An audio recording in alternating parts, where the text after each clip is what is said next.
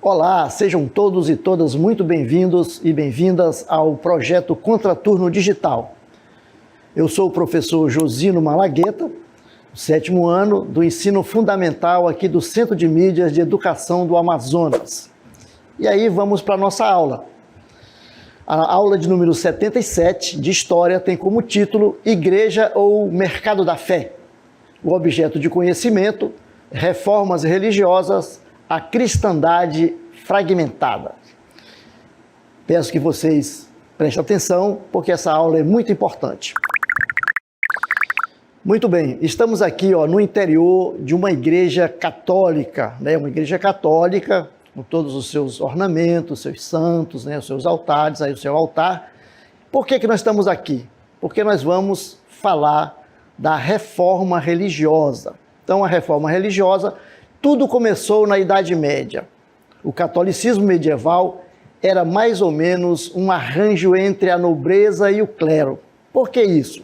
Porque os membros do clero eram filhos ou parentes dos senhores feudais que estavam mais preocupados com a vida material do que com os afazeres espirituais. Significa dizer o quê? Que eles cuidavam dos rendimentos das terras, recolhiam o dízimo, das cobranças dos ofícios religiosos e outros. Na maioria, eram analfabetos, com pouca instrução, não tendo, por isso, domínio dos conteúdos religiosos. O que acontecia? Nesta época, os religiosos, os padres, os bispos, até o Papa, ele não passava por um estudo em seminário, para estudar a Bíblia, para estudar a teologia, Ele era simplesmente indicado pelos nobres, pelas pessoas mais abastadas. Então não tinha aquela espiritualidade. Então eles estavam mais ali para, numa situação material, para administrar os bens materiais, do que preocupado com a questão espiritual, de levar os fiéis a um sentimento religioso. E toda essa questão religiosa era uma capa que encobria os verdadeiros interesses desses padres ou desses clérigos, de uma maneira geral, que era a parte financeira, a parte material, a parte das riquezas, certo? Muito bem.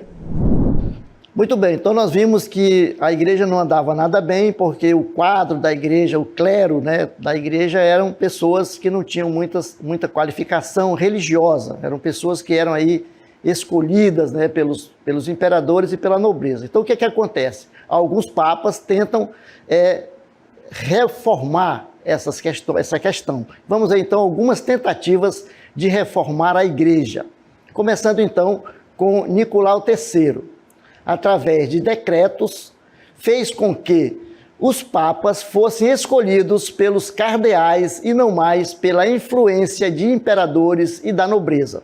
Então, Nicolau III vai decretar que agora, a partir de então, os papas vão ser escolhidos, vai ser eleito pelo colégio de cardeais. Então, já é um primeiro passo, na tentativa de melhorar a igreja. E uma segunda tentativa que nós vamos ver foi feita com Gregório VII. Gregório VII destituiu todos os bispos e abades que haviam comprado seus cargos e proibiu a investidura dos cargos religiosos de leigos. Essas iniciativas deixaram o imperador Henrique IV descontente, o que ficou conhecido na história como querela das investiduras. Então aí uma briga, uma desavença entre a igreja, o chefe da igreja, e o imperador, que queria ter influência, porque ele, indicando o Papa, ele ia ter influência política na igreja. Isso é importante dentro do contexto da geopolítica. E essa questão aí do Gregório VII desagradou muito ao imperador. Muito bem. O reflorescimento monástico do século XI. O que foi isso? Então, a igreja fundou vários mosteiros na Europa, conventos onde se criaram centros de ensino com a finalidade de elevar o nível intelectual e religioso dos monges. Objetivavam também levar uma vida ascética e mística, assistindo aos pobres, buscando uma vida mais próxima do cristianismo original. Os mosteiros tinham a finalidade de melhorar intelectualmente, né, o clero e também voltar um pouco às origens do cristianismo, voltar àquela vida de pobreza, já que a igreja vivia num luxo só, não é isso? Muito bem, vamos então agora falar de São Tomás de Aquino, Santo Tomás de Aquino na realidade, não é isso? Vamos então ver o que Santo Tomás de Aquino propôs aí para o melhoramento da igreja, para que a igreja tivesse uma aproximação maior com o cristianismo ou com Jesus Cristo. Criou então a chamada escolástica de São Tomás de Aquino e o misticismo popular, buscando uma aproximação aos novos tempos trazido pelo renascimento comercial. Santo Tomás de Aquino desenvolveu a filosofia escolástica numa tentativa de conciliar fé e razão, não é isso? Enquanto isso, nas camadas populares, crescia o chamado misticismo religioso, que no século XV gerou a heresia dos valdeses, de João Hus e Wycliffe, que proclamavam a Bíblia como única fonte da verdade. Rejeitavam a autoridade de Roma, isto é, a autoridade do Papa, a tradição da Igreja e os sacramentos, com exceção do batismo e da Eucaristia. Pregavam a fraternidade, a pobreza, uma religião simplificada e o livre exame das Escrituras.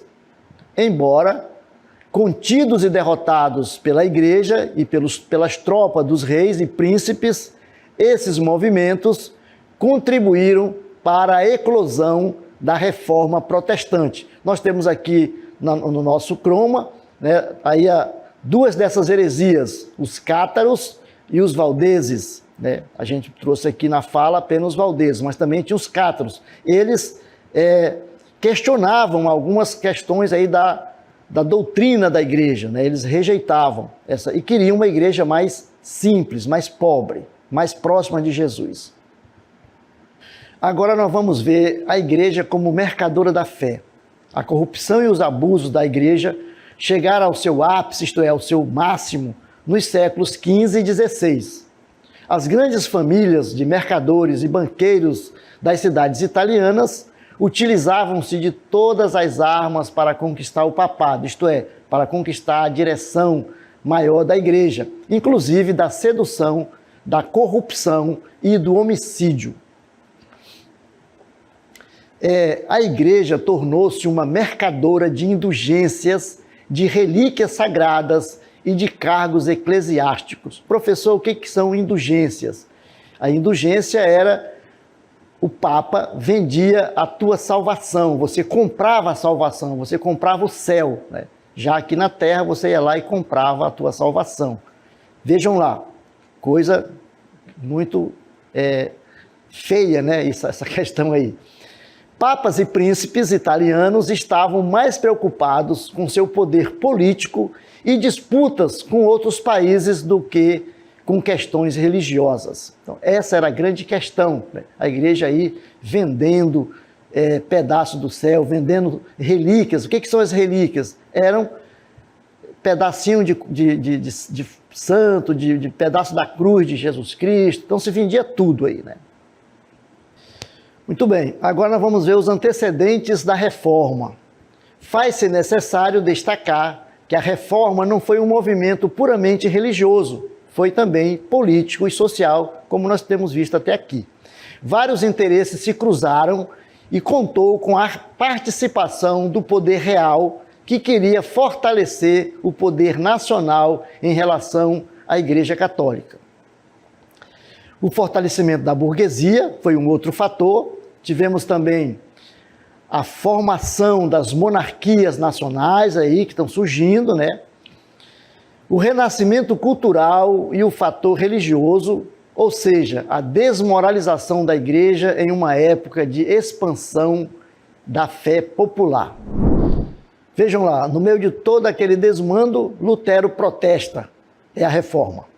Martim Lutero, monge agostiniano católico, foi o grande catalisador desse sentimento de mudanças que se fazia necessário no interior da Igreja Católica.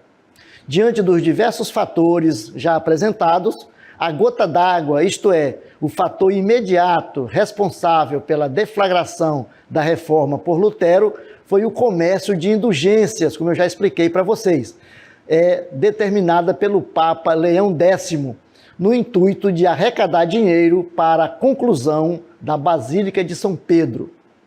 Segundo a tradição protestante, Lutero, revoltado com a situação, teria afixado na porta da igreja de Wittenberg as suas 95 teses, onde combatia a venda das indulgências.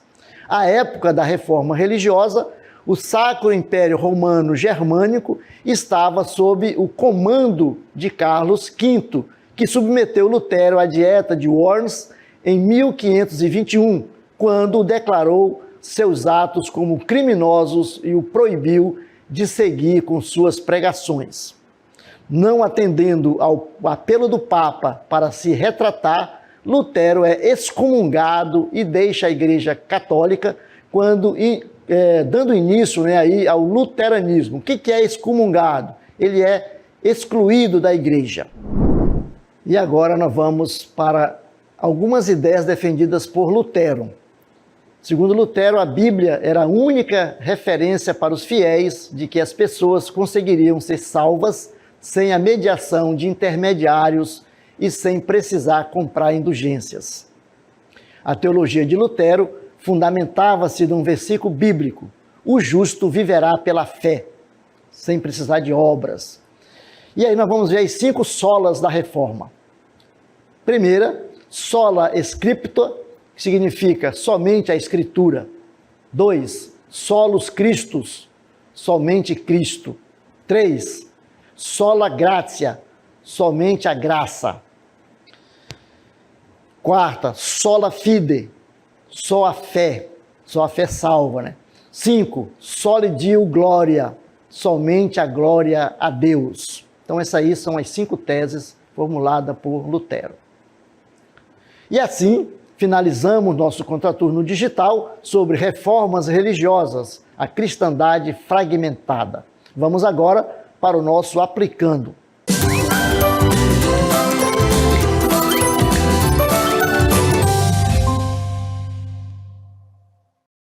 Então a questão do nosso aplicando é a seguinte: foi um monge agostiniano e professor de teologia germânico que se tornou uma das figuras centrais da reforma protestante. Levantou-se veementemente contra diversos dogmas do catolicismo romano, contestando a doutrina de que o perdão de Deus poderia ser adquirido pelo comércio das indulgências. Essa discordância inicial resultou na publicação de suas famosas 95 teses em 1517, em um contexto de conflito aberto contra o vendedor de indulgências John Sell. Sua recusa em se retratar de seus escritos, a pedido do Papa Leão X em 1520 e do imperador Carlos V na Dieta de Worms em 1521, resultou em sua excomunhão da Igreja Romana e em sua condenação como um fora da lei pelo imperador do Sacro Império Romano Germânico. Assinale a alternativa que apresenta o nome deste importante personagem da história. Alternativa A, João Calvino. Alternativa B, Martinho Lutero. Alternativa C, Felipe Melanchthon. E alternativa D, Jean Hus. Muito bem, vamos lá para a alternativa correta? Alternativa correta, então, é a letra B, Martinho Lutero. Agora vamos para o nosso comentário. O monge alemão Martinho Lutero foi o responsável por iniciar as reformas religiosas. Era católico e não concordava com algumas práticas, no interior da igreja, principalmente as indulgências, que era a venda da salvação. Por isso, escreveu uma carta que recebeu o nome de 95 Teses, na qual teceu críticas à igreja e à venda de indulgências. Agora, vamos para as nossas considerações finais. Nas nossas considerações finais, nós vamos ver o seguinte: estamos falando de reforma religiosa e falamos que tudo começou na Idade Média, não é isso? Porque nós tínhamos um catolicismo arranjado, onde as pessoas compravam os cargos na igreja, cargo de bispos, de cardeais, etc. Papa, até de papa. E a grande maioria do clero era analfabeta. Tivemos então aí algumas tentativas de reformar a igreja, primeiro com Nicolau III e depois com Gregório VII. Tivemos o reflorescimento monástico no século XI, onde vão surgir muitos mosteiros aí na Europa que vão tentar elevar o nível religioso e intelectual do clero. Tivemos aí a escolástica e o misticismo popular, São Tomás de Aquino, que vai tentar fazer a conciliação entre fé e razão, e essas heresias que vão se contrapor à doutrina da igreja e vai ajudar na eclosão da reforma, essas heresias. A igreja como mercadora da fé, a igreja passa a vender a indulgência, ela vai se corromper totalmente no século XV, XVI, onde as pessoas podem comprar a sua salvação, que são as vendas da indulgência. E isso vai levar algumas pessoas a se revoltar, é isso? Então nós tivemos que o antecedente da reforma, eles são políticos e sociais, mas também religiosos. E tivemos aí Martinho Lutero, que vai ser o catalisador da reforma religiosa, porque ele vai protestar contra a venda das indulgências, afixando aí na porta da igreja as suas 95 teses. E a partir de então, nós vamos ter aí a igreja a reforma religiosa entre católicos e protestantes. E não se esqueça de se inscrever no nosso canal no YouTube e de nos seguir em @Contraturno Digital. E até uma próxima.